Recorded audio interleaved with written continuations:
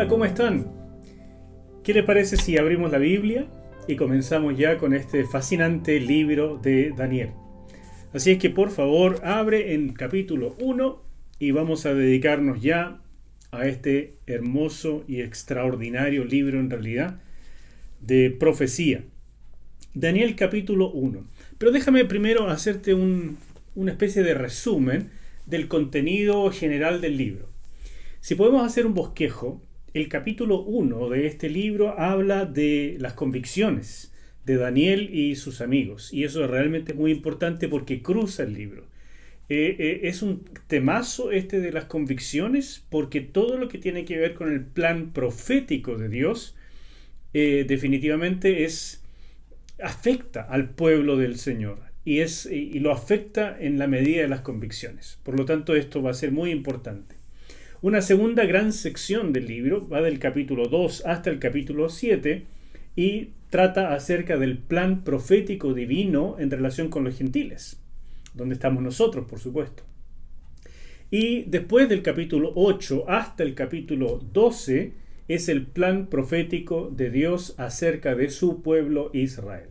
Así que son tres grandes secciones, fácil de recordar, pero sumamente importantes y con cualquier cantidad de antecedentes y de cumplimientos y también de cosas que todavía no se han cumplido y que van a ser muy interesantes de analizar. Al final, en todo este libro, el plan profético de Dios finalmente se cumple, como tiene que ser. Es la lógica, ¿no es cierto? Es la lógica de la fe. Si Dios existe, tiene que tener el control, tiene que llevar todo hacia algún lugar y tiene que estar, ¿no es cierto?, con su soberanía, con su providencia, manejando todos los hilos de la historia, aunque no siempre lo veamos. Pero una cosa llamativa de estas revelaciones es que a través de todo este plan hay mucha oposición de parte del ser humano.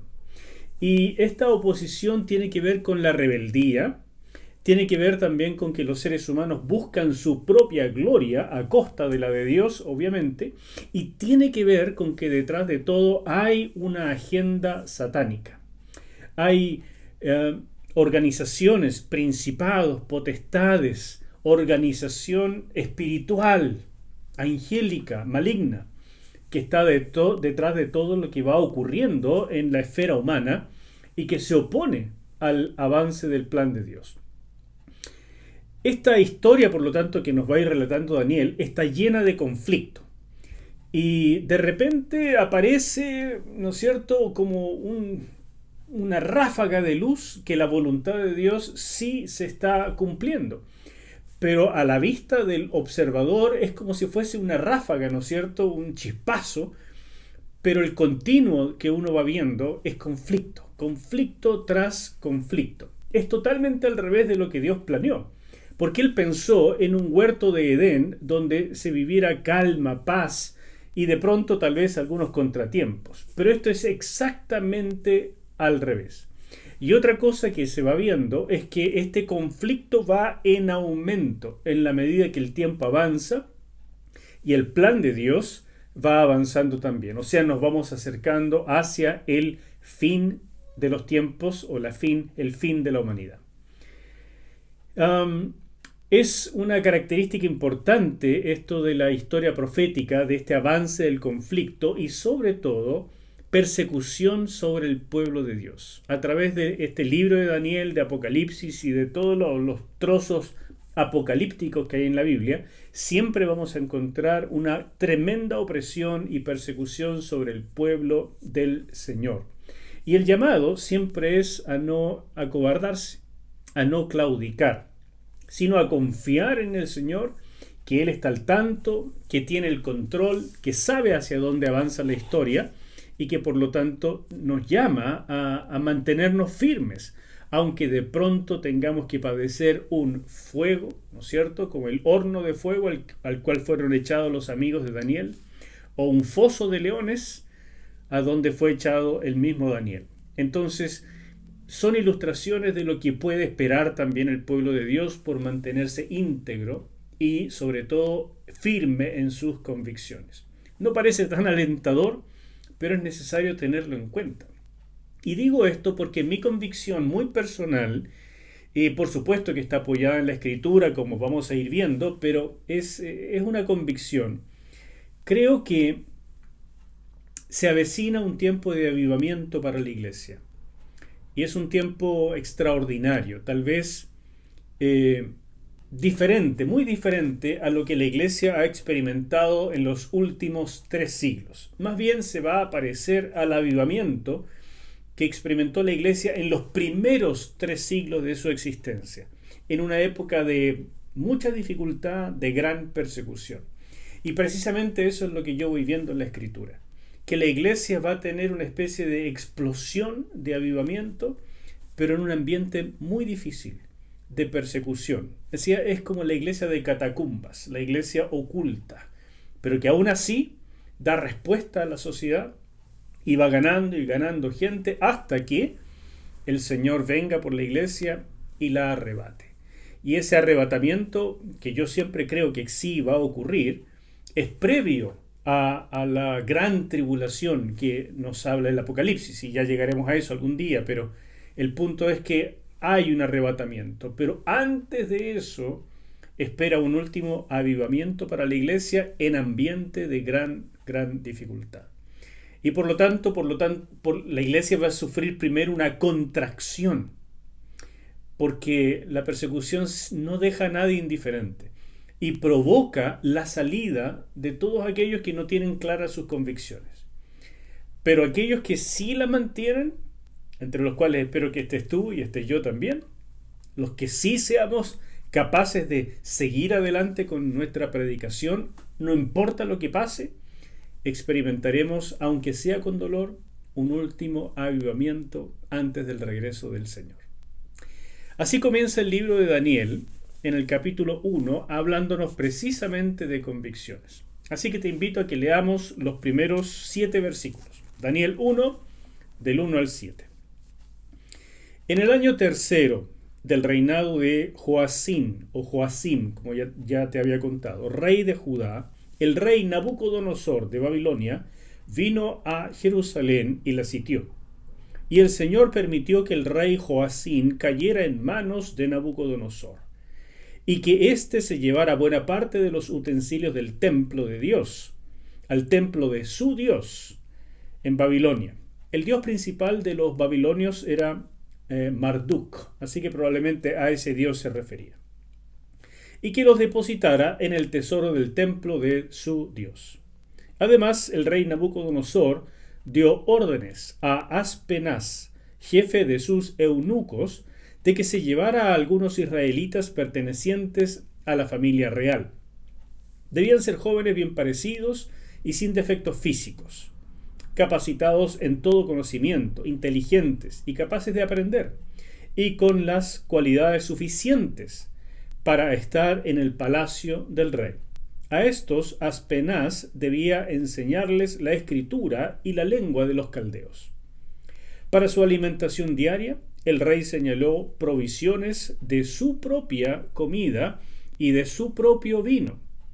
Su educación duraría 3 años, al cabo de los cuales serían presentados ante el rey. Entre estos jóvenes se hallaban Daniel, Hananías, Misael y Azarías, que eran de la tribu de Judá. Pero el jefe de los eunucos les cambió el nombre. A Daniel lo llamó Belsasar, a Hananías Sadrac, a Misael Mesac y a Azarías Abed-Nego. Hasta ahí. Así comienza este relato hablándonos de jóvenes que son llevados cautivos a Babilonia. Esto ocurrió en el año 605 a.C. Y es tan importante mantener en perspectiva el resumen histórico, el resumen también profético que hice en la introducción. Por favor, manténlo en perspectiva y siempre tienes que estar consultando el archivo, ¿no es cierto?, de la presentación que va junto a este mensaje, porque te va a ayudar muchísimo. Son bosquejos, son imágenes, son, qué sé yo, diagramas que ayudan a entender qué es lo que va pasando y cómo. Nabucodonosor, en el año 605 a.C., tenía 25 años de edad, era muy joven, y sin embargo comandaba ya el ejército completo de Babilonia. Su padre, Nabopolassar, había obtenido una tremenda victoria en el año 612 a.C. sobre el imperio asirio, y entonces estaba debilitando tremendamente ese imperio. Y Nabucodonosor continuó esa labor. Por lo tanto, en esta época, él estaba luchando contra lo que quedaba del ejército asirio y también contra el ejército egipcio, que vino en auxilio de los asirios, no tanto por ayudar a los asirios, sino por evitar que Babilonia creciera demasiado. De manera que el faraón Necao II de Egipto subió por la tierra prometida, subió para ir a defender en los últimos bastiones asirios de la arremetida de los babilonios. Y entonces en esa subida Necao II se enfrentó con el rey Josías, porque Josías trató de detener el avance egipcio por las tierras de Israel, y se enfrentaron en Megido. Y en esa batalla murió Josías, este gran rey, el último gran rey que tuvo Israel. De manera que llegó tarde faraón Necao II a ayudar a los asirios, y ya no pudo defender en Harán, propiamente, donde tenían que haberse reunido los ejércitos asirio y egipcio, sino que pudo defender ya lo último que quedaba, que era Carquemis. Y en esa gran batalla de Carquemis, en el año 605 a.C., Nabucodonosor obtuvo una victoria extraordinaria, resonante, sobre la alianza de los asirios y los egipcios, y los derrotó con todo. Y eso catapultó al imperio babilónico como definitivamente el único de la región, y no había otra referencia. Necao II tuvo que huir a Egipto y allí atrincherarse y a duras penas resistir el embate babilónico que vino después. Asiria simplemente desapareció y fue absorbida por Babilonia. Esa es la situación. Y en el año 605, entonces, después de la batalla de Carquemis, Nabucodonosor aprovechó el impulso, por así decir, y sitió Jerusalén.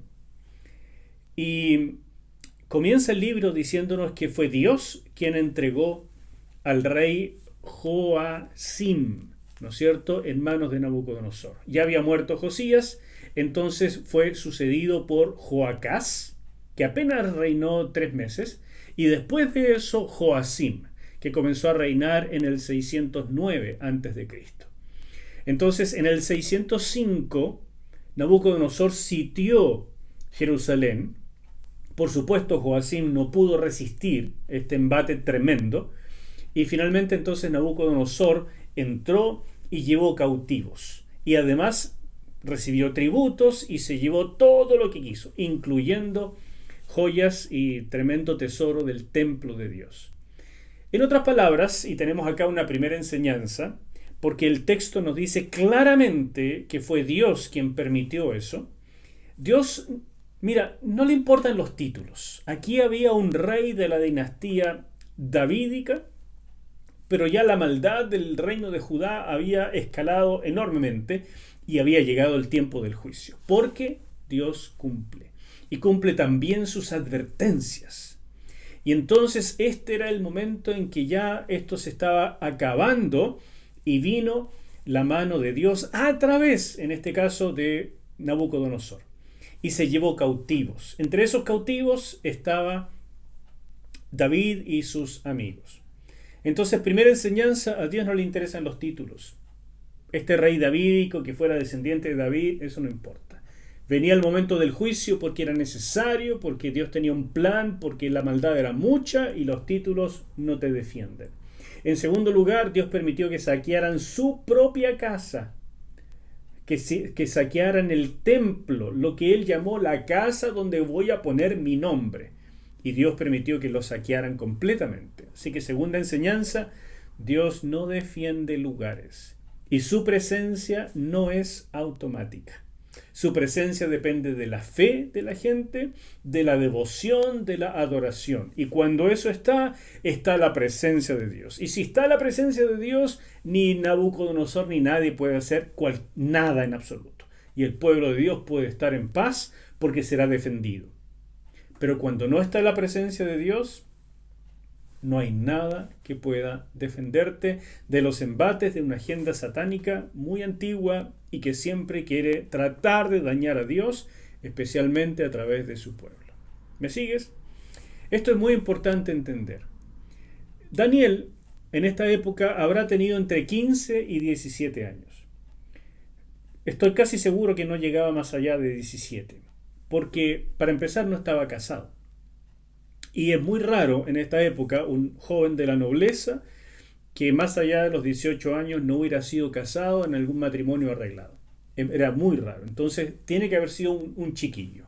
15 a 17, más tiradito hacia 15 que 17, pero por ahí. Resulta entonces que Joacim fue un pésimo rey en esos 11 años.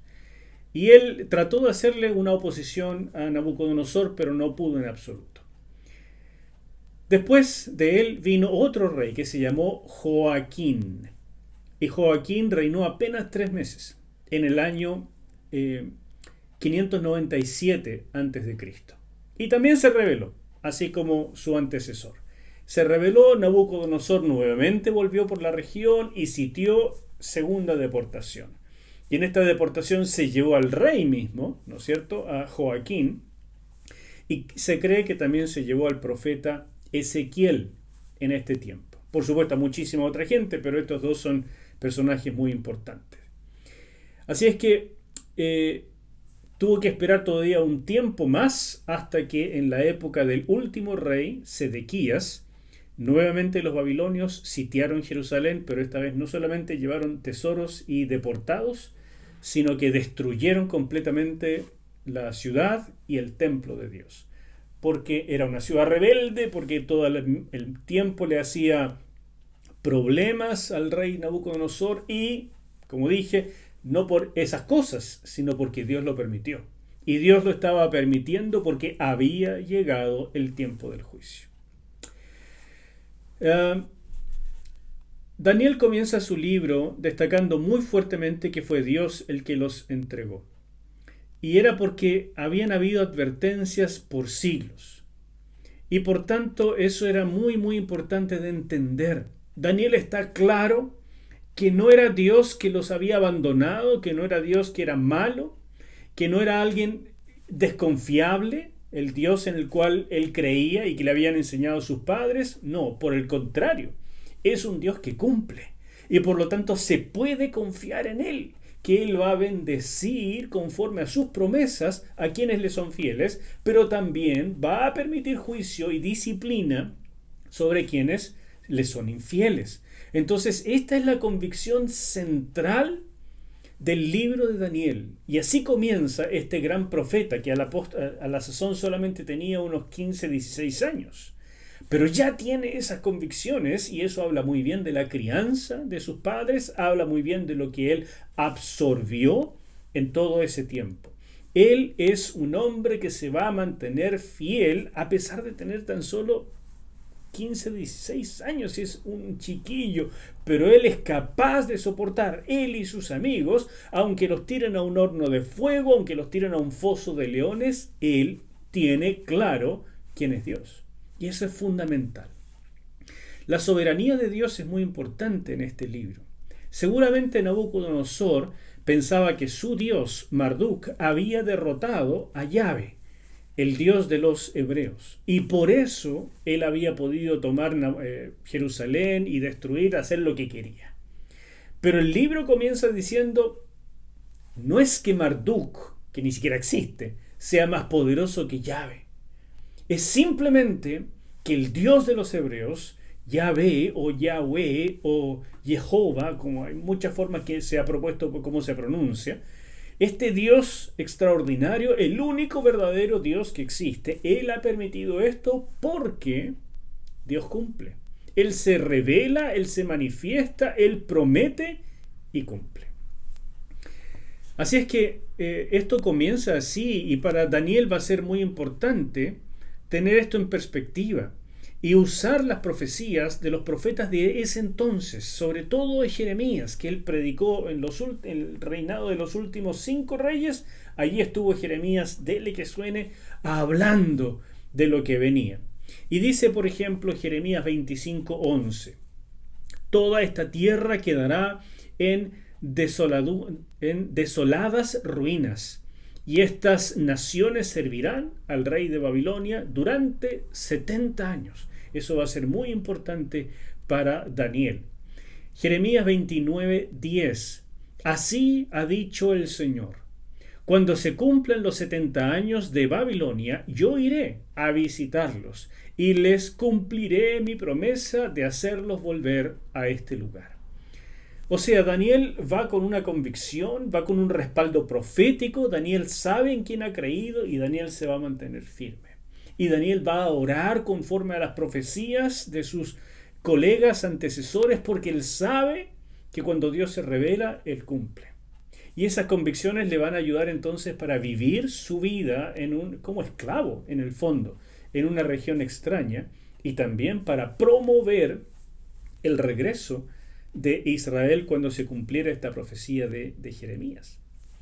Sin embargo, esto no era gratis y estos jóvenes iban a tener enormes sufrimientos. Nos dice el texto que Nabucodonosor puso a estos jóvenes, que no solamente eran judíos, sino toda la crema de la realeza, los jóvenes pero de muchas partes, que iban arrastrando en la medida de las conquistas, entre ellos judíos, los puso a cargo de Aspenaz, jefe de los eunucos. La palabra eunuco, en hebreo saris, es una palabra que puede significar simplemente un oficial de alto rango encargado de cosas del palacio real y de una dedicación absoluta al trabajo con el rey. O puede significar también, además de eso, que verdaderamente eran hombres castrados y eran castrados para una dedicación completa. Muchas veces se hacía eso cuando eran niños, a veces no tan niños, y la idea era que entonces no se casaban, no tenían mayor interés en las mujeres después, no tenían distracciones. O sea, no había que formar una familia, nada de eso. Era dedicación exclusiva, única al rey. Y en el caso de Daniel y sus amigos, nadie sabe exactamente lo que pasó. Pero la verdad es que no se casó nunca, ¿no es cierto? Daniel. Fíjate la diferencia con Potifar en el libro de Génesis, que él servía como un eunuco también al faraón de Egipto. Sin embargo, él tenía familia. Este es un oficial de alto rango. Aspenaz tal vez era de esa categoría, oficial de alto rango, o si no, además, castrado. Y fíjate en el caso también tan diferente de José en Egipto, que llegó a ser el segundo después de Faraón, pero a él lo casaron en Egipto precisamente porque era de alto rango y entonces debía tener una familia. En cambio, Daniel, que también llegó a ser segundo, ¿verdad? O algo, no segundo propiamente, pero digamos un consejero principal del rey, nunca lo vamos a ver con familia. Así que es muy posible que a estos jóvenes, para que tuvieran una dedicación completa y sacaran de su mente cualquier resabio de volver a la patria o de liberarse, de salir de la esclavitud y entonces formar una familia y qué sé yo, para quitar todo eso, tal vez era mejor en esa época castrarlos y darles una dedicación absoluta. Eso, mis queridos, produce una marca indeleble en un hombre. Es un proceso terrible, además de ser extraordinariamente doloroso, es un proceso que deja una marca emocional imborrable. Así es que estos jóvenes, que son descritos como jóvenes de buen parecer, inteligentes, especiales, dignos, ¿no es cierto? O sea, la crema de la sociedad, los que tienen el mejor futuro asegurado, los que además son buenos mozos, o sea, lo que todos quisieran ser. Pero aquí no son más que un grupo de esclavos que además, muy probablemente, son castrados. O sea, el mejor futuro que uno pudiera imaginarse para estos jóvenes simplemente quedó en el pasado y ahora son esclavos de alto rango, bien vestidos, pero esclavos, vejados, sin sentido de identidad, de futuro. Eso pasaba en aquel entonces. Y quiero que hagamos un alto aquí, una pequeña aplicación. Posiblemente nosotros nunca vayamos a vivir el nivel de pérdida y de sufrimiento que estos jóvenes vivieron. Ser alejados tan chicos de sus padres, de su tierra, de lo conocido, del futuro. Es como cortarles el futuro. Desculturizarlos, obligarlos, una esclavitud así para toda la vida. Ese nivel probablemente nunca lo vayamos a sufrir nosotros. Un esclavo en aquella época, en algunas ocasiones, simplemente se dejaban morir porque no soportaban la vida de esclavitud. Otros simplemente se deshumanizaban y por lo tanto aceptaban todo. El asunto era sobrevivir. Y ya no les importaba quiénes eran, si les cambian el nombre, si tienen que hacer esto o aquello, si los violan, da lo mismo. Hay que sobrevivir. Estos jóvenes, por el contrario, toman una ruta intermedia. Quieren sobrevivir, pero no a cualquier costo. Y no se dejan, por ningún motivo, no se echan a morir. Entonces es una enseñanza acerca de que la vida merece ser vivida y que hay un Dios que tiene el control.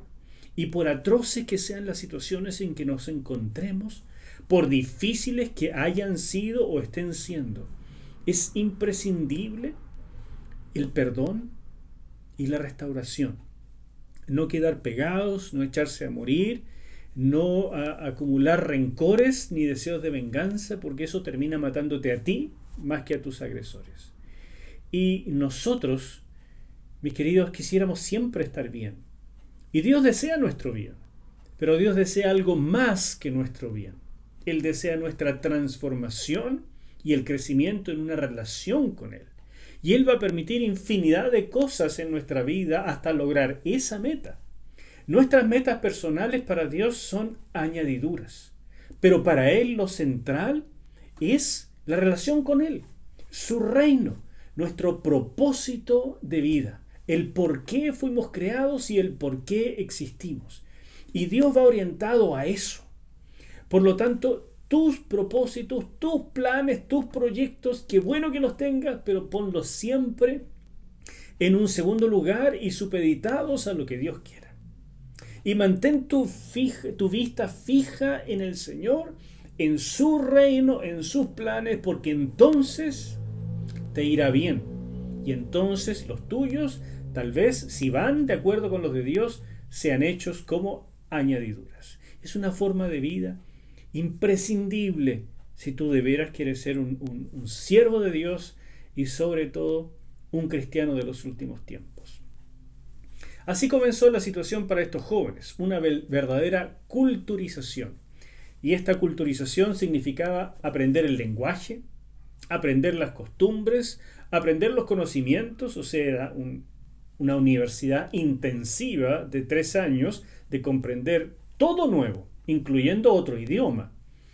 Pero además, ¿no es cierto?, la religión, donde Babilonia estaba siempre inmerso en la magia y todo tipo de cosas oscuras. De ahí nace mucho de lo que hoy también se ve en el mundo.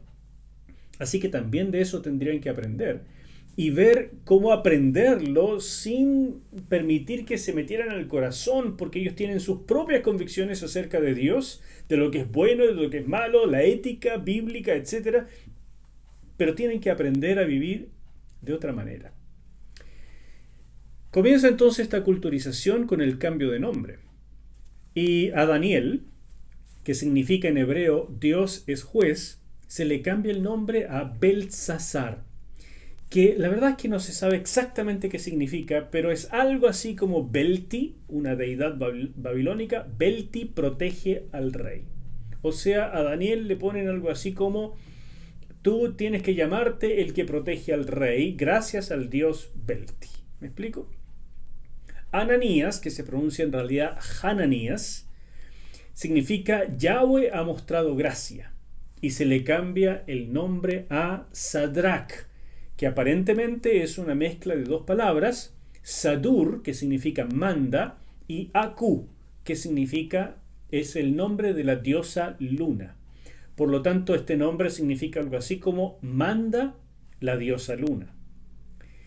Misael llevaba por nombre Misael, ¿no es cierto?, que significa quién como Dios. Se le cambia el nombre a Mesac, que significa quién como Aku, o sea, la diosa Luna. Y Azarías, Yahweh ha ayudado. Y se le cambia el nombre a Abednego, que significa siervo de Nebo, otra deidad babilónica. De manera que está claro que los nombres paganos, aunque los nombres paganos no son tan fáciles de interpretar, de entender el significado, así como los hebreos, aún así está claro que había un intento de reemplazar la centralidad de los nombres hebreos en la persona del Dios de los hebreos, de Yahvé, reemplazarlo por algunas deidades babilónicas que en la mente babilónica habían sido superiores al Dios de Israel y gracias a eso habían obtenido la conquista. En otras palabras, era decirle a estos muchachos, cada vez que ustedes pronuncien su nombre o se les llame en este nombre babilónico, ustedes tienen que recordar que su Dios no vale nada, fue totalmente derrotado por los nuestros, y ustedes ahora son de acá, y acostúmbrense a esto, culturícense en esto, porque si no, además, esto puede significar algo grave para ustedes. En otras palabras, ellos tuvieron la oportunidad de tener la mejor de las servidumbres, o sea, castrados, esclavos para toda la vida, pero con buena comida, con un futuro con algunos lujos, con ciertas comodidades, ¿no es cierto? Es mucho mejor que ser esclavo picando piedras, por supuesto. Y sin embargo, con una tremenda responsabilidad, porque estar cerca del rey significaba la posibilidad de equivocarse, y una equivocación en esas condiciones evidentemente traería serias consecuencias, como perder los privilegios y llegar a ser rebajado como esclavo a las condiciones peores, o simplemente la muerte. Por lo tanto, esclavo, esclavo al fin. Y podemos decir muchas cosas, pero estos jóvenes no la vieron fáciles. Y en esas condiciones, ellos tendrían que tomar serias e importantes decisiones. Y de eso trata la última parte del capítulo, y es lo que vamos a leer, del versículo 8 hasta el final. En lo íntimo, Daniel se propuso no contaminarse con la ración de la comida y bebida del rey que se le daba, y le pidió al jefe de los eunucos que no se le obligara a contaminarse. Y Dios hizo que Daniel se ganara la simpatía y buena voluntad del jefe de los eunucos, aunque éste le dijo a Daniel: tengo miedo de mi señor el rey, que claramente dijo lo que ustedes debían comer y beber. Si más tarde él ve que los rostros de ustedes son más pálidos que los de los otros jóvenes semejantes a ustedes, me habrán condenado a que el rey me corte la cabeza. El jefe de los eunucos había puesto al cuidado de Daniel, Hananías, Misael y Azarías a un guardia llamado Melsar. A este Daniel le dijo: yo te ruego que hagas con estos siervos tuyos una prueba de 10 días. Ordena que nos den de comer legumbres y que nos den de beber agua. Después de esta prueba, compara nuestros semblantes con el de los otros jóvenes que reciben la ración de la comida del rey, y haz entonces con estos siervos tuyos según lo que veas. Melsar estuvo de acuerdo con ellos e hizo la prueba de estos 10 días. Vencido el plazo, el semblante de ellos era mejor y más robusto que los de los jóvenes, que recibían la ración de la comida del rey. De modo que Melsar se llevaba la ración de la comida y del vino, que era su alimento, y en su lugar les daba porotitos, ¿no es cierto?, legumbres. Dios les dio a estos jóvenes conocimientos e inteligencia en todas las letras y ciencias. Además, Daniel era muy entendido en cuestiones de visiones y sueños. Y cuando se cumplió el plazo, al fin del cual el rey Nabucodonosor había ordenado que los llevaran a su presencia, el jefe de los eunucos los llevó ante él.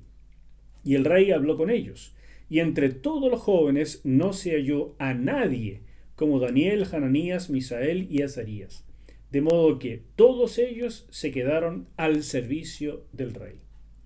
En todo lo que el rey les preguntó y que tenía que ver con cuestiones de sabiduría e inteligencia, los halló 10 veces más sabios que todos los magos y astrólogos que había en todo su reino.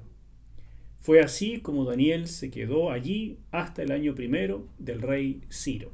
Y eso va a ocurrir muchos años después, 70 años después, precisamente correspondiendo a la profecía de Jeremías que leímos hace un rato. Por eso este último versículo 21, que un poco rompe lo que venía, la narración que venía anteriormente, pero nos da este dato cronológico que entonces nos ayuda a ver que este capítulo 1 tiene que ver mucho con todo lo que va a vivir Daniel, porque las convicciones que aquí mostró son muy importantes para todo el resto de su trabajo en Babilonia. De manera que estos jóvenes tenían que decidir para empezar si sobrevivir o dejarse morir. Eso es una decisión importantísima que todo esclavo tiene que tomar alguna vez. En segundo lugar, si decidían sobrevivir, la segunda decisión era si se mantenían fieles a Dios o no. ¿Y para qué mantenerse fieles a Dios? A fin de cuentas, si Dios parecía haberlos abandonado, nunca más verían a sus padres, nunca más verían su tierra, eran simplemente esclavos y a lo mejor, además, mutilados. ¿Para qué mantenerse fieles a Dios? Esto es súper importante, porque gracias a esas convicciones es que tomaron decisiones, y son por esas decisiones, el texto lo muestra muy claro, por esas decisiones que tomaron, es que Dios les permitió hallar gracia frente al jefe de los eunucos, frente al oficial que había sido delegado para su cuidado y frente al rey mismo. Y no solamente les dio gracia para que pudieran entonces terminar comiendo porotitos, si ese no es el tema, sino que les dio gracia para llegar a ser todos ellos principales entre los oficiales al servicio del rey, y le dio incluso dotes proféticas y capacidad de interpretar sueños y visiones a Daniel. O sea, lo dotó sobrenaturalmente. ¿Gracias a qué? Gracias a tomar estas decisiones cuando tenía este muchacho unos 15 o 16 años. En ese momento él supo quién era él, quién era su Dios, cuál era su cultura y la trascendencia de pertenecer al pueblo escogido. Y escogió entonces él también conforme a esa tradición. Eso es lo que valió después la gracia de Dios. No es la gracia que viene primero, tratando de mostrarte, por favor, sé fiel a mí. No. Es Dios diciéndote, esto que estoy permitiéndote vivir no es lo que yo soñé para la humanidad, pero te lo estoy permitiendo vivir y quiero ver qué vas a decidir tú. Y conforme a tus decisiones, entonces vendrán consecuencias, maravillosas o no buenas. Muchos se alejan de Dios y de la iglesia cuando viven tiempos difíciles. Y eso es tremendo. Porque la verdad es que las convicciones son las que dan la plataforma para nuestra vida. Pero no solamente para las situaciones difíciles, y por supuesto que ahí son muy importantes, sino para todo el resto de la vida. Santiago capítulo 1, versículo 8 dice, pues quienes titubean son inconstantes en todo lo que hacen. Este importante versículo nos dice que las convicciones no solamente son para un momento específico de la vida cuando todo se viene encima y la opresión es tremenda, no. Es para todo, es para con quién te casas, cómo pololeas, la pureza de vida que guardas, cómo te comportas en el trabajo, la manera de relacionarte, la fidelidad, servicio en el reino y fuera del reino, todo eso tiene que ver con tus convicciones. El que titubea en eso, dice la Escritura, es inconstante en todo. Muchos llegan a consejería preguntándome, pastor, ¿por qué me va tan mal? Y la verdad es que lo primero que hay que revisar son sus convicciones. A pesar de todo el esfuerzo babilónico por culturizar a estos jóvenes, y yo me imagino que en el resto de los muchachos que estaban ahí, no sé cuántos habrán sido, seguramente funcionó. En el caso de estos hebreos, no funcionó. Porque aunque ellos tenían que servir obligadamente y lo hicieron de primer nivel, nunca dejaron de entender quiénes eran ellos, a qué Dios realmente servían y cuál era el testimonio de vida que darían. Esta convicción es fundamental para la misión, porque la ética, el comportamiento, habla mucho más fuerte que nuestra predicación. Y eso está fundamentado siempre en nuestras convicciones. Si no tienes convicciones bíblicas, trabájalas. Si no tienes convicciones como cristiano, trabájalas, porque de eso depende el resto de tu vida. Y por supuesto, las épocas que nos toque vivir como iglesia, sobre todo si vienen persecuciones. Aparentemente esta situación de la comida era sin importancia. ¿Quién los iba a ver? ¿Qué importancia tenía que comieran esa carne o bebieran ese vino? ¿Qué importancia al final? No había ningún sacerdote que los viera, sus padres ya no estaban. ¿Qué importa? Bueno, pero ellos pensaron, la ley de nuestro pueblo, la ley mosaica, prohíbe que comamos carne cuya sangre no ha sido drenada, ¿cierto? No podemos comer carne con su sangre, no han sido sacrificadas adecuadamente estas víctimas. Además, aquí hay carnes que nosotros no podemos comer, probablemente chancho incluido. Y además de esto, tanto la carne como el vino eran ofrecidos primero a los dioses de Babilonia, una ofrenda, y esa carne especial, por lo tanto, era la mejor, era la que comía el rey y sus súbditos. Esa es la que le ofrecían a ellos. Por lo tanto, ellos no querían contaminarse. Como les dije, carne es carne y vino es vino. No. Estas convicciones en lo pequeño sientan las bases para las victorias en las convicciones y las victorias en todo nivel en el futuro. Los 70 años que vamos a ver del trabajo de Daniel tienen que ver con estas convicciones de su juventud. Y por eso que son tan importantes para ti y para mí. Hay algo que debemos construir y es urgente. Este capítulo nos dice con claridad que solo después de las decisiones de ellos es que Dios les dio gracia, y no solamente gracia, como te dije, sino dotes extraordinarias. Y eso es lo que este capítulo maravilloso comienza diciéndonos. Solo, digamos que Dios no solo los protegió a estos muchachos, no es solo que le dio un poco de gracia, ¿me entiendes? Sino que los hizo conocidos por su sabiduría, los colocó en puestos claves, los levantó en la sociedad, los hizo sus instrumentos para bendecir al pueblo judío que estaba cautivo y en última instancia para bendecir a toda la humanidad de muchas maneras, y en particular en este momento porque estamos leyendo la profecía de este hombre que sobrevivió, que escribió, que ministró por tener estas convicciones. Y Dios le dio gracia. Pero la fe de Daniel y de sus amigos continuó siendo probada a través de todo el libro, o sea, de toda su vida. Porque cada vez que somos probados y nuestra fe sale como el oro refinado, Dios nos levanta en un escalón y otro escalón en el servicio, en la utilidad en su reino, y nos da mayores posibilidades de influencia. Pero es necesario pasar por estas pruebas, es indispensable que salgamos con convicciones probadas, firmes, como el oro refinado. Y sobre todo, en una época donde de verdad la iglesia te va a necesitar, nos va a necesitar en las mejores condiciones de firmeza, de valentía y de fe. Que el Señor te bendiga. Padre, danos todo esto que hoy estamos viendo. Danos esta firmeza, esta fuerza de Daniel. Danos el entendimiento de tu palabra para tomar decisiones, aunque parezcan pequeñas y hasta insignificantes, pero que sean la manera en que nosotros nos colgamos de tus ropas y decimos: yo contigo, Señor, no importa lo que esto cueste. Y yo sé que tú nos vas a usar mucho más allá de lo que siquiera pensamos o imaginamos. Dios grande y poderoso, a ti sea la gloria por una vida como la de Daniel y sus amigos, y por lo que vas a hacer con nosotros.